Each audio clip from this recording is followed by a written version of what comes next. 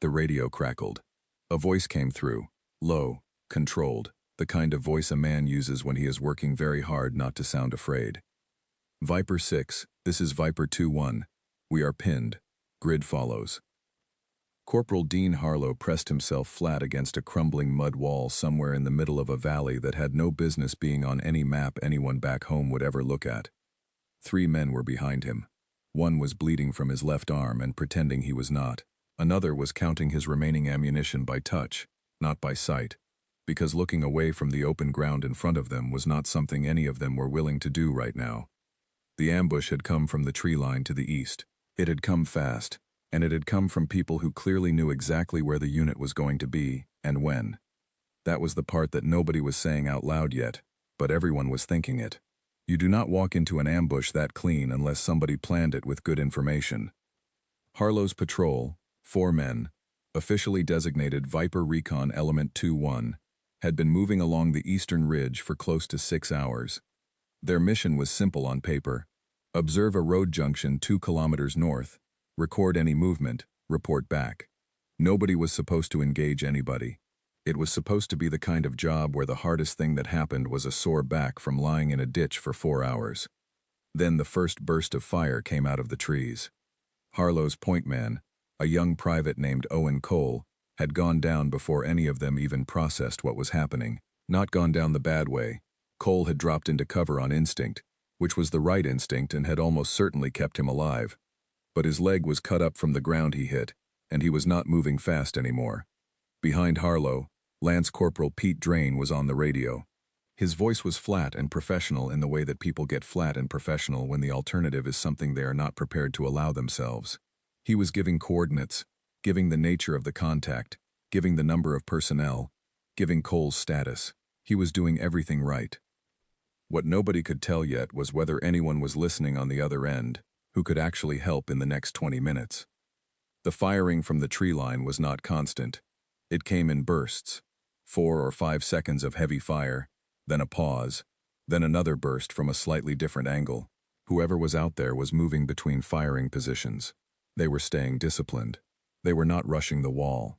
They were working. And the fact that they were working methodically instead of charging told Harlow something he did not especially want to know. These were not people who were going to get impatient and make a mistake. Drain finished his transmission and crawled to Harlow's position without being told to. Acknowledged, Drain said. They're looking for available support assets. Harlow said nothing. Looking meant nobody was already on the way. Looking meant the next few minutes were going to be a negotiation between what the 4 of them had and what the other side wanted to take from them. Cole pulled himself along the base of the wall and stopped next to Harlow. His face was dirty and his leg was bleeding more than he was admitting to, but his eyes were clear and his rifle was up. How many you think? Cole asked. At least 6 firing positions, Harlow said. Could be 8. Could be more. Cole nodded like this was a reasonable number that did not bother him. Harlow noted that Cole's jaw was tight in a way that said he was lying. The 4th member of the patrol, a quiet man named Gary Sutton who had been in the regiment longer than the other 3 combined, said nothing. He was watching the northern end of the tree line through the gap in the wall. He had not fired yet. He was waiting. Another burst came from the east, closer this time. Chips of dried mud flew off the top of the wall. Everyone pressed lower. Harlow did the math without wanting to. They had ammunition. They had cover. They had a radio that was working.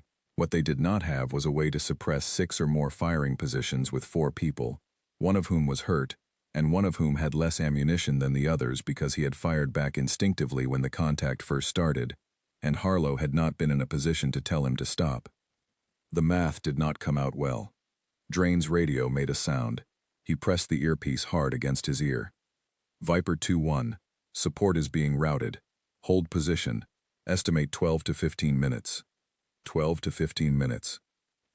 Harlow looked at the open ground between the wall and the nearest solid structure, a collapsed stone building about 40 meters north.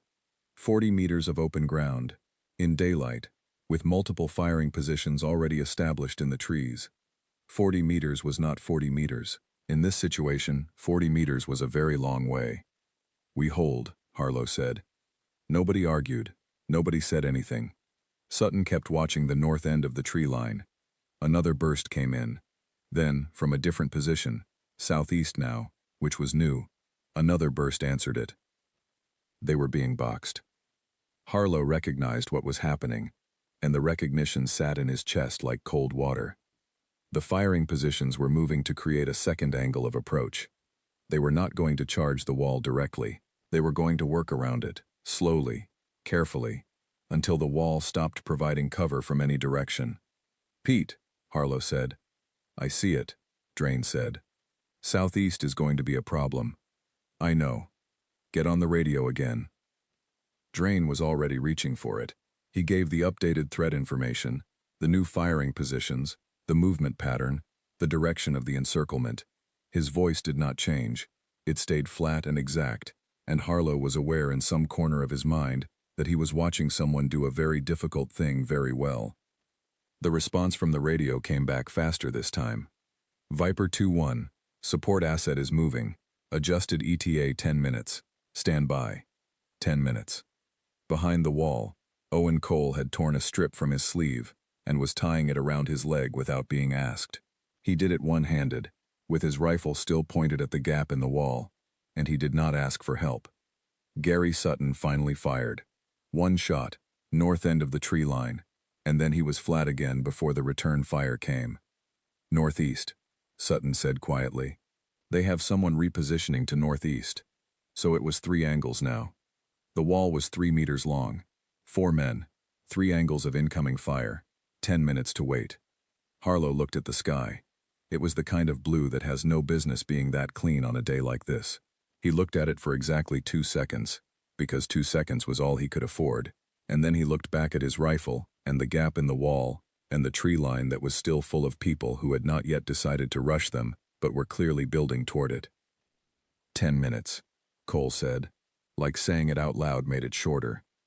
Nobody answered him. The firing from the southeast came again, heavier this time, 2 of them now on that angle, maybe 3. The wall took the hits and held, but the hits were walking closer. Someone over there was adjusting their aim. Harlow returned fire through the gap, short bursts, just enough to tell anyone thinking about moving that the wall was still occupied by people who would make that expensive. Drain did the same from the far end of the wall. Then they went flat and waited. 8 minutes. Another burst from the north, and this one clipped the top of the wall directly above Sutton's position. Sutton did not move. Sutton said, "Closer." 7 minutes. The southeast position opened up again, and this time it did not stop. It kept going, sustained, heavy, pouring into the wall and the ground around it. Whoever was on that position had stopped being disciplined. They were pushing now. "They're coming," Cole said. Harlow raised his head enough to see the tree line. Movement. Not much, but it was there. Shadows shifting between trees. Something getting closer. He fired. Drain fired. Sutton fired. The movement in the trees paused, but the southeast position kept firing. 5 minutes. Harlow changed his magazine and thought about the space behind the wall and whether it would still be wide enough to protect 4 people if whoever was moving in the trees reached the open ground before the support asset arrived. It would not be wide enough. 2-1. This is control. Your support asset is in range. Stand by for contact. Harlow looked at Drain. Drain looked back. Neither of them said anything, because there was nothing to say. Support was close. Support was not here yet. The movement in the northern tree line became less cautious. 3, maybe 4 figures. The wall was 30 meters from the nearest tree. At a run, 30 meters was not very long. Harlow's finger was on the trigger. And then something happened that none of them were ready for. A single sound, sharp, clean, and from somewhere above and to the west that none of them had been watching, because nobody had been in that position when this started. One of the figures moving out of the northern tree line stopped moving. Just stopped. Sutton's head came up. He looked north. He looked at Harlow. "That was not one of ours," Sutton said. It was not a question. It was a statement, and it was correct, because none of them had fired toward the north in the last 40 seconds. The sound had come from the high ground to the west, from a position none of them had placed anyone in, from somewhere up on the ridge where the angle would give a clear line across the entire northern edge of the valley. The movement in the trees stopped. The southeast position went quiet. Harlow held his position and waited, and the next sound that came through his earpiece was a voice he did not recognize. Calm. Measured. Female. Viper 2-1. This is Overwatch Kilo. I have your position. I have eyes on 3 active firing locations. Do not advance. I am working. Harlow pressed the transmit button. Overwatch Kilo. This is Viper 2-1. Acknowledged. He let go of the button and looked at Drain. Drain had an expression on his face that Harlow could not immediately name. It was not the expression of a man who had just been told help was coming. It was something more complicated than that, something that sat between relief and a kind of confusion that had not yet decided what it wanted to become. Owen Cole, who was still bleeding quietly from his leg, looked at the radio, and then looked at the tree line, and then looked at the sky. Female? Cole said. Nobody answered him. On the high ground to the west, in a position nobody in the valley had placed her in, the person who had just announced herself as Overwatch Kilo settled her breathing, adjusted for the wind coming off the ridge, and went back to work. The first thing you notice when a sniper is working above you is the silence between the shots. Not the silence before the first one. That silence is just the absence of anything happening yet. The silence that matters is the one that comes after. The one that tells you whoever is up there is not rushing, is not reacting, is thinking, is choosing. Corporal Dean Harlow heard that silence from behind his wall and understood something about it that he could not quite put into words yet. Whatever was happening on the high ground to the west, it was controlled. It was deliberate. It was somebody who knew exactly what they were doing and was doing it without anyone's permission to panic. The southeast position, which had been hammering the wall steadily for the better part of 2 minutes, had gone quiet. Not the kind of quiet that means they are reloading, not the kind of quiet that means they are thinking about trying a different angle. The kind of quiet that means someone up the ridge has looked at that position and made a decision about it. Harlow did not look at Drain. He looked at the gap in the wall, and he waited. Viper 2-1. Overwatch Kilo. Southeast threat is neutralized. Your immediate north has 2 remaining active positions. I am adjusting. Neutralized. A single word that carried the weight of a situation resolved. Harlow had used that word in his own reports before. He had written it in after-action notes and sent it up the chain, and never thought very much about what it actually represented in the moment it happened. He was thinking about it now. Sutton, still flat and still watching the northern tree line, said quietly. She moved positions. What? Drain said. She has shifted her angle. The second shot came from further south than the first. She is moving on the ridge while she works. Harlow absorbed this. A sniper who was repositioning between engagements, on high ground, while a contact was still active below, was not a beginner. You moved when you had to, because moving created risk. Sound, visibility, the chance of losing your line on the next target. You only moved when the new angle gave you something the current one did not. She had decided the new angle was worth it. Overwatch Kilo 2-1, Harlow said into the radio. Be advised, we have a wounded man, not critical but mobile is reduced. Understood 2-1. Do not move until I clear the northeast. 1 minute. 1 minute. Owen Cole's jaw was still tight. He had finished tying off his leg and was back in his firing position, looking through the gap in the wall at the tree line, which had gone very still. The kind of still that a tree line gets when the people inside it have started paying attention to something other than the people they were just trying to outflank. When you are being shot at from a direction you cannot see and cannot identify, the instinct is to stop moving. The instinct is to go to ground and figure out the new geometry before you do anything else. The people in those trees were experienced enough to have that instinct. That bought time. Gary Sutton spoke without turning his head. They are pulling back into the trees. Northeast group. I can see them. Do not fire, Harlow said. Let her work. Sutton nodded, once, and kept watching. The ridge to the west was quiet, nothing moving there that Harlow could see, though he was not looking at it directly, because looking at the ridge meant not looking at the tree line. But he was aware of it, the way you are aware of something you cannot see but that you know is there, and is active, and is on your side.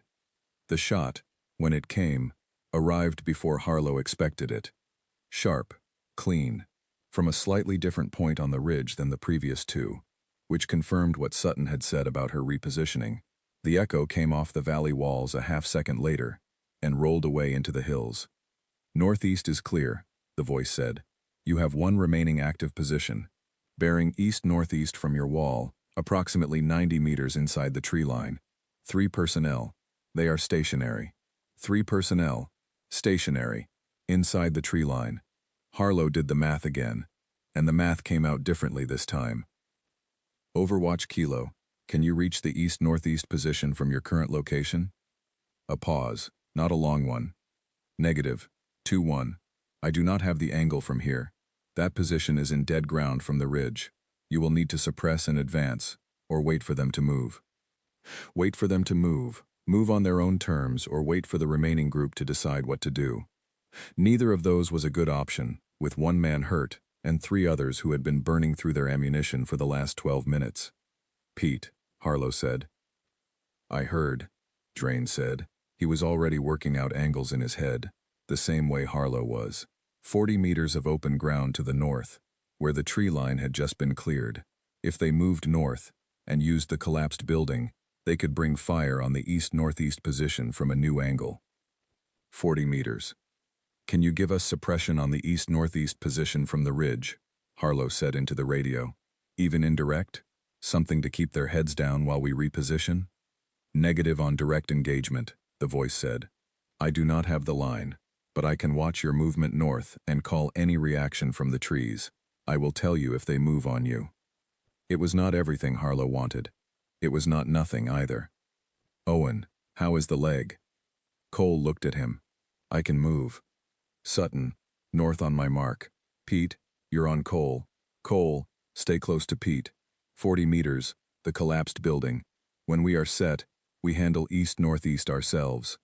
Nobody said this was a risky plan. Nobody said the alternative was worse. Nobody said anything except Sutton, who said, ready, and Drain, who said ready, and Cole, who just moved his rifle and set his jaw. Overwatch Kilo, we are repositioning north. Watch our 6. Understood, 2-1. Go. Harlow went. 40 meters of open ground is not a long distance on a map. On the ground, on your feet, with the knowledge that there are 3 people inside a tree line to your northeast who are aware of your position, 40 meters takes a very specific kind of concentration to cross. You do not think about what could happen. You think about your next footfall, and the footfall after that, and you keep your body moving, because a moving target is not the same problem as a stationary one. Sutton reached the collapsed building first and was down behind the wall before Harlow reached the midpoint. Drain came behind Harlow with Cole on his left. Cole, moving faster than his leg had any right to let him move. Harlow hit the wall and went flat and counted. 4. All 4 of them. 2-1. No movement from east-northeast during your crossing, the voice said. They are still stationary. Copy, Overwatch. We are set. From the new position, the angle on the east-northeast tree line was different. Not perfect. The remaining group was deep inside the tree line, using the shadow and the undergrowth as cover. But from here, Harlow could see the specific cluster of trees they were sheltering in. He could see the broken branch line where something had moved through recently. Sutton was already looking at it. 8 o'clock from that double trunk, Sutton said quietly. Harlow looked, saw it. Drain, 3 rounds, suppression on the double trunk. Sutton, you have anything that moves. Cole, cover north in case anyone else is in there we have not found yet. Drain fired. 3 shots, spaced, into the shadow behind the double trunk. The undergrowth moved, not from the shots directly but from people inside it moving in response. Sutton fired once. Movement stopped. 2 more short bursts from Drain, aimed at anything that shifted. Then silence. The kind of silence that falls over a space when the people who were filling it are no longer filling it. Not the silence of people going still, the silence of people no longer being there. Harlow waited 30 seconds, then a minute, then 2. Nothing came from the east-northeast tree line. Nothing came from anywhere in the valley. The shooting had stopped. Harlow looked at Cole, who was breathing hard through his nose with his back against the wall and his rifle still aimed at the northern edge of the open ground. Cole's leg was bleeding through his improvised bandage, but Cole was not looking at it. Cole was watching his assigned direction. Overwatch Kilo 2-1, Harlow said. Sit rep. Do you have eyes on any remaining active threats? A pause. Longer this time. She was scanning, taking her time with it, not rushing the answer because the wrong answer here was dangerous. Negative activity in the valley. 2-1. 3 contacts identified in the tree line have not moved in 90 seconds. I am observing the ridge lines. No movement. Copy that. Drain exhaled. It was the first sound any of them had made that was not related to a task. Just breath. Released. The way breath releases when you have been holding something for a long time without realizing how hard you were holding it. Cole's head dropped back against the stone for exactly 3 seconds. Then he brought it back up and went back to watching north. Gary Sutton reloaded without comment and kept his eyes on the tree line. He was not done watching until someone with more authority than Harlow told him the situation was closed. That was how Sutton worked. Overwatch Kilo, Harlow said. Your positioning on this engagement. When did you get to the ridge? Another pause. Shorter. I was on the ridge before you reached your original position, 2-1. I was assigned Overwatch on this valley sector. Before they reached the wall. She had been on that ridge watching the valley before any of them came down the eastern approach. She had watched the ambush develop. She had waited until she was confirmed as the support asset before she announced her position, because announcing your position when you are not yet confirmed in the fire control network is how you create more problems than you solve. She had waited. She had watched the whole thing unfold, and she had waited until the moment she could act effectively without compromising the overall situation. Harlow looked at Drain. Drain was looking at the radio. She was up there the whole time, Cole said. He said it quietly, to nobody in particular. Gary Sutton said nothing. He kept watching the tree line. The valley was still. The sky above it was still that unreasonable shade of blue. The trees to the east were just trees again, standing in a row the way trees stand when nothing is happening inside them. 2-1. This is Control. Confirm your status. Extraction is 12 minutes out. Harlow pressed the button. Control. 2-1. Status is 4 personnel. 1 wounded. Walking. Threat in sector appears neutralized. Overwatch Kilo is still on the ridge. Copy 2-1. Overwatch Kilo will remain on position until extraction is confirmed. Hold your current location. Hold their current location. Harlow looked around at the collapsed building, the broken stone wall, the dust on the ground, the spots where Drain's shots had kicked up the earth in front of the tree line. He looked at Cole's leg and the bandage on it, and the way Cole was not complaining about it. He looked at Sutton's back, squared against the wall, still watching. He did not look at the ridge to the west, but he was aware of it, the same way he had been aware of it since the first shot had come down from that position and stopped the movement in the trees. On that ridge, invisible to everyone in the valley below, a woman was still watching, still working, still doing what she had been assigned to do, without ceremony, without announcement, and without waiting for anyone down there to decide whether they needed her. She had already decided that for them. The extraction helicopter came in low and fast from the south, which was the right approach angle, and also the one that meant the pilot had been briefed on the eastern tree line and was not taking any chances with it. The rotor wash hit the collapsed building before the aircraft was fully visible, and the sound of it, that specific and unmistakable sound, was the first moment any of the 4 men behind the wall allowed themselves to fully believe the situation was over. Owen Cole stood up. He did it without help. His leg was stiff, and the bandage on it had soaked through. But he stood, and he shouldered his kit, and he walked to the landing zone under his own power, because he had decided somewhere in the last hour that he was going to do exactly that. Pete Drain was already on the radio, coordinating with the pilot, keeping the communication precise and clean the way he had kept it precise and clean through the entire contact. The professionalism Drain had shown in the last 2 hours was the kind that does not get manufactured in the moment. It comes from somewhere deeper than training alone. Gary Sutton watched the tree line until the moment the helicopter touched down. Then he turned his back on it, walked to the aircraft, and climbed aboard without breaking stride. He had decided the tree line was safe. He was done with it. Harlow was the last one in. He looked south, north, west, the ridge to the west, and then he stepped aboard. The helicopter lifted. From below, the valley looked exactly like a valley. Green and brown and cut through with shadows from the ridgeline. The collapsed building was a dark shape against the lighter ground. The wall they had held behind for the better part of an hour was just a wall. From up here, with the glass between the outside world and the noise of the rotor, it was geography. Harlow looked at it anyway.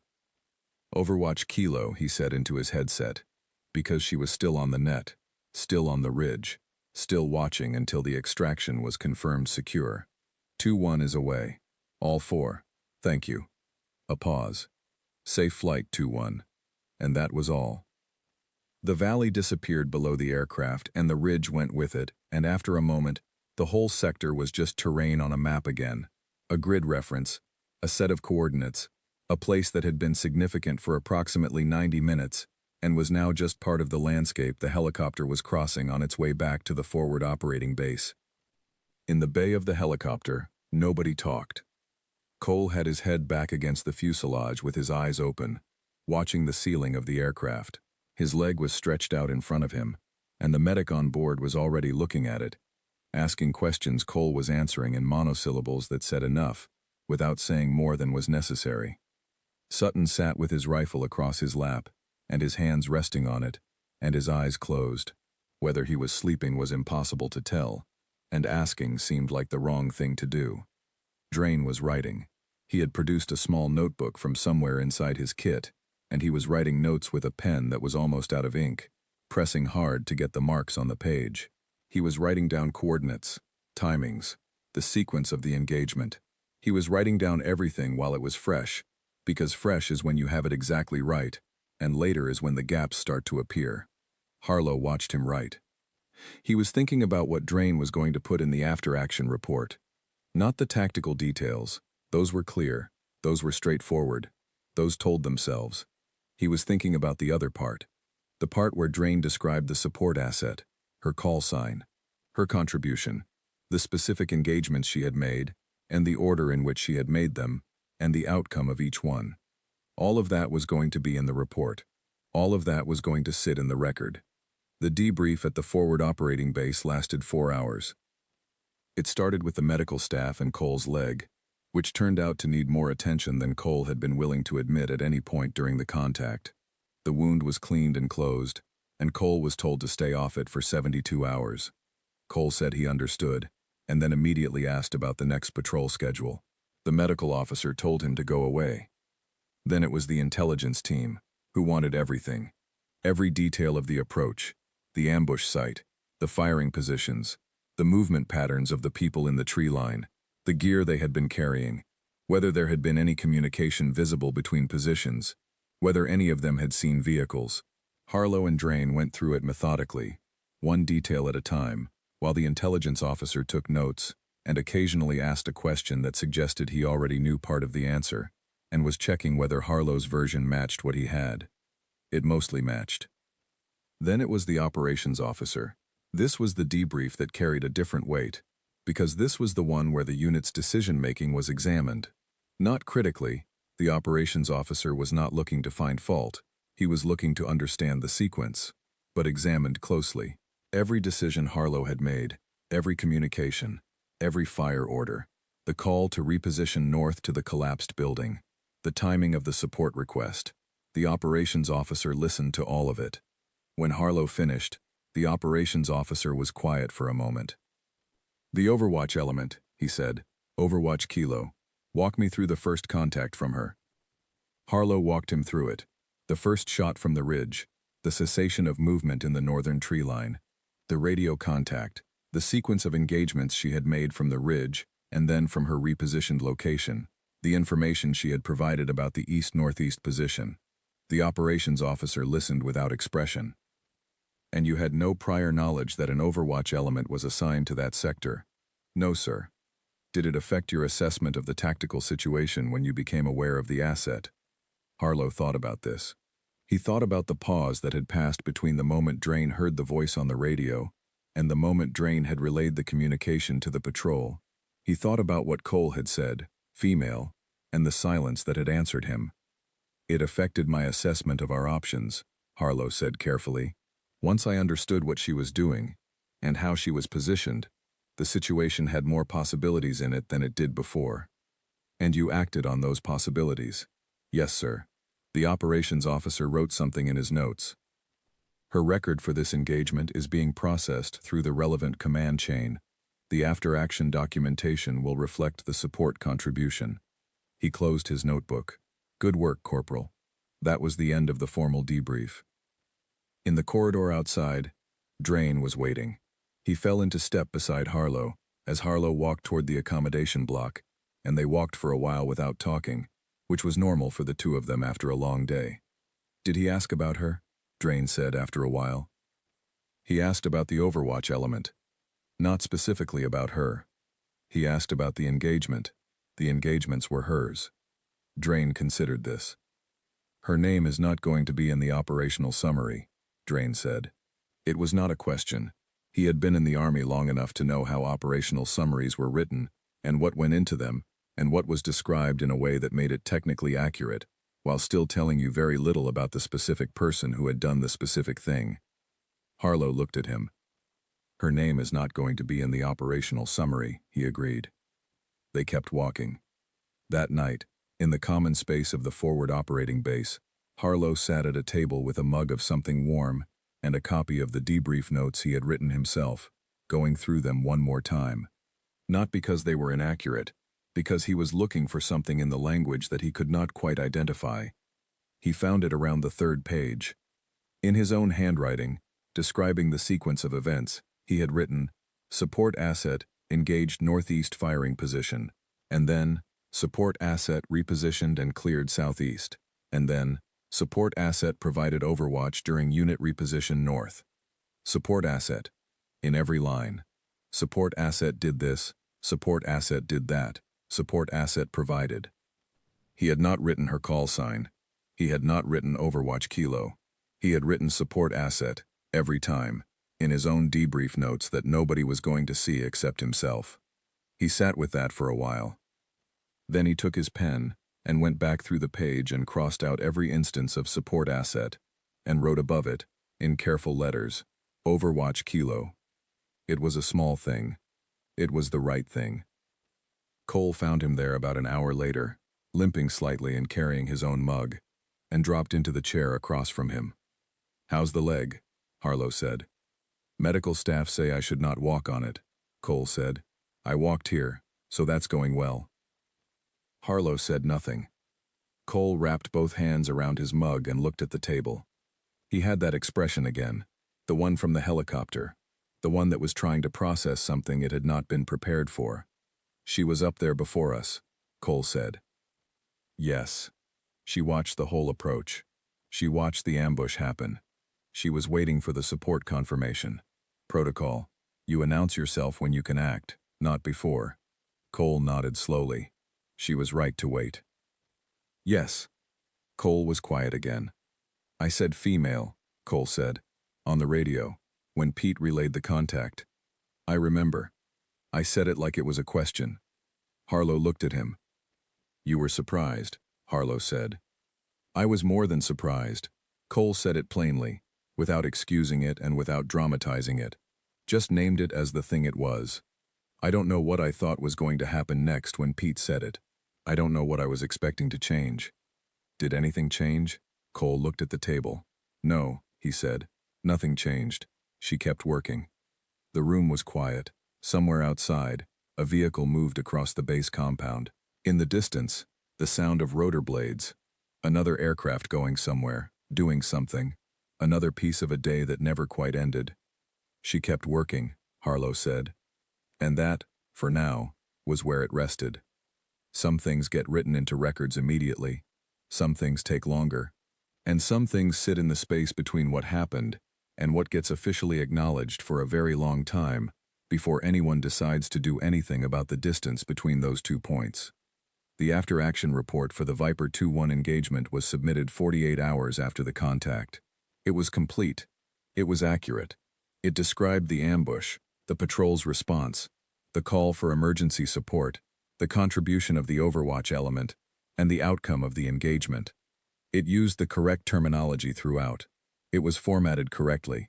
It went through the correct chain of command. In the operational summary that was derived from it, the document that traveled further up and further out, the one that more people would read than would ever read the full after-action report, the contribution of the Overwatch element was described in 2 sentences. 2 sentences for 90 minutes of work. The woman those 2 sentences described did not complain about this. She was not the kind of person who complained about official documents. She was the kind of person who finished what she was assigned and went back to preparing for the next assignment. Her name was Laura Gill. She had been in the regiment for 6 years at the time of the engagement. She had qualified as a designated marksman 4 years before the contact in the valley, and had spent the intervening years doing what qualified marksmen do: training, deploying, waiting in positions that are uncomfortable for periods that are long, and then acting in the small windows when action is called for. She had done this on 3 previous deployments. Each of those deployments had generated records. Each of those records had described her contribution in the language that institutional records use, which is the language of assets and elements and support. She had a folder. The folder contained her qualifications, her deployment history, her assessment scores, her commendations. The commendations were there, small and official and correct. They used the right words. They did not say very much. People who knew her would tell you that Laura Gill was not particularly concerned with commendations. They would also tell you, if you pressed them, that this was not the same as saying the commendations were irrelevant. The record of a person's work is not irrelevant to the person. What is irrelevant is whether the recognition is adequate, because adequate recognition in an institution that does not yet know quite what to do with you is not a reliable measure of the work. She had learned this early. She had carried it lightly. She kept her folder tidy. Back at the forward operating base, Dean Harlow had submitted his patrol report and his debrief notes, and had slept for 6 hours, and then returned to work. The work was what it always was: preparation, planning, the administrative weight of keeping a small reconnaissance element ready to go at the time it was needed. He had a unit to manage, a schedule to maintain, a training cycle to oversee for Cole, while Cole's leg recovered from what it had been through. He did not think about the valley constantly. That was not how this worked. You processed what happened, and you moved it to the part of your mind that holds completed things. And then you focused on what was coming next, because what was coming next was the thing that would keep everyone alive or not. But he thought about it. The debrief notes sat in his kit with the line changes he had made. Support asset crossed out. Overwatch Kilo written above it, in those careful letters. He kept the notes. He did not know exactly why, except that they seemed like the kind of record a person should keep. Drain had spoken to him, about a week after the contact, in the direct way that Drain occasionally spoke when he had been thinking about something long enough that it had reached a point where it needed to come out. "I did the radio relay badly," Drain said. Harlow looked at him. "When I told the patrol that the support asset was on the net, I passed the information. I included the detail I should not have included." "What detail was that?" Drain looked at him steadily. "That the voice was female. I said it. I did not need to say it. The information was that support was established and working. The rest of it was not useful information for the contact." Harlow considered this. "Were you wrong?" Harlow said. "About the voice?" "No. Then you were passing an accurate observation." "An accurate observation that was not tactically relevant," Drain said, "and that caused Cole to say something that was also not tactically relevant." Cole acknowledged it. "I know. I was there, but I should not have said it in the first place." Drain paused. "I said it because I was surprised. I was not expecting the voice. I passed my surprise along with the information, and I should not have done that." Harlow looked at him for a moment. "You are harder on yourself than you need to be," Harlow said. "Possibly," Drain said. "I still should not have said it." This was the kind of conversation that does not resolve cleanly. It is the kind of conversation that sits in the record of 2 people's working relationship and adds something to it. Not a conclusion, but a mark. Something that was said honestly at the right moment, between people who were trying to understand what they had been part of. Laura Gill's next deployment came 4 months later. Different sector, different terrain. Another set of coordinates, another grid to hold, another long, uncomfortable wait, in a position that gave her what she needed: a line of sight, a field of fire, a reason to be exactly where she was. She performed on that deployment the same way she had performed in the valley, quietly, thoroughly, with the kind of precision that comes from years of doing one thing, until the thing is as close to perfect as a person can make it. The records from that deployment described her contribution. They used the language of assets and elements and support. She was not surprised by this. The institutional argument about women in positions like hers was not over. It had not been resolved by what she did in the valley, and she did not expect it to have been. One engagement does not end an argument that has been running in military institutions for decades. The argument is not about individual competence. Individual competence is demonstrable, and she had demonstrated it. The argument is about something else, something underneath the official language, something that lives in the pause between hearing a voice and deciding what to do with the information that voice carries. She understood this. She had understood it for a long time. What she also understood, what she had carried from the valley and kept somewhere precise and permanent, was the radio exchange at the end of the extraction. Safe Flight 2-1. She had meant it as exactly what it was, a professional closure to a professional communication. But in the weeks after that day, she sometimes thought about the moment between Harlow's thank you and her response, the moment in which a man who had just been through a very difficult 90 minutes of his professional life had taken the time to say thank you to the person above him on the ridge. It was a small thing. It was not nothing. What changes after a day like the one in the valley is not always visible. It does not appear in operational summaries or official records. It does not announce itself. It lives in the way a person carries a question forward into their next assignment, and the assignment after that. The way they listen to a voice on the radio without overlaying the voice with an expectation that was never relevant to begin with. Drain's next 5 years in the regiment were notably different from his first 5, in one specific way that he could not fully articulate and never tried to. He was better on the radio. Not technically. He had always been technically proficient, but in the other way. The way that has to do with what information you choose to pass and what information you recognize, mid-transmission, as belonging to you rather than to the contact. Cole's leg healed clean. He returned to patrol rotation 8 weeks after the engagement. He was the same soldier he had been before the valley in every measurable way. He was also different in an unmeasurable way. The way people are different after a thing has happened to them that required them to look honestly at a moment of their own reaction. He did not talk about it again after the night in the common space with Harlow. He did not need to. It had been said, and it had sat there accurately between them, and that was enough. Gary Sutton, who had said almost nothing throughout the entire engagement, and even less in the weeks after it, was asked once, by a new member of the unit, on a later deployment, whether he had any thoughts on the question of women in combat support roles. Sutton looked at the new member for a long moment. "I watched one work," he said. "She was good." And then he went back to whatever he was doing. Dean Harlow kept the debrief notes. He carried them through 2 more deployments and a posting back to the training environment. He looked at them occasionally, not often. He had added nothing to them after the original line changes. They did not need anything added.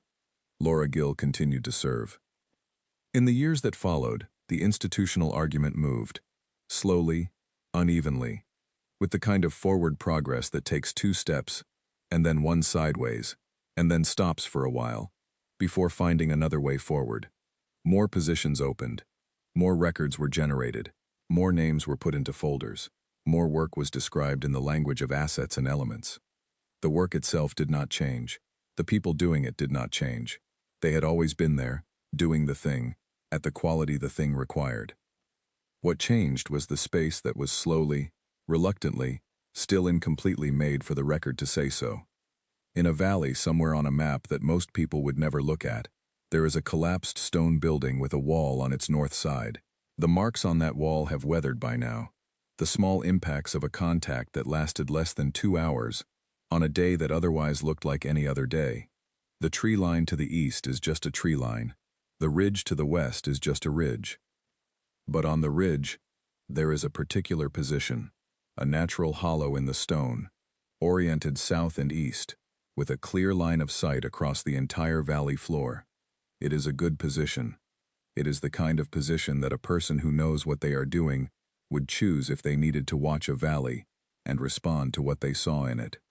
Whoever identified that position first, before any patrol came down from the east, before any ambush was set in the tree line, before any radio call went out asking for help that had not yet arrived, that person knew exactly what they were doing. They were there before anyone needed them. They were ready. And when the moment came, they worked.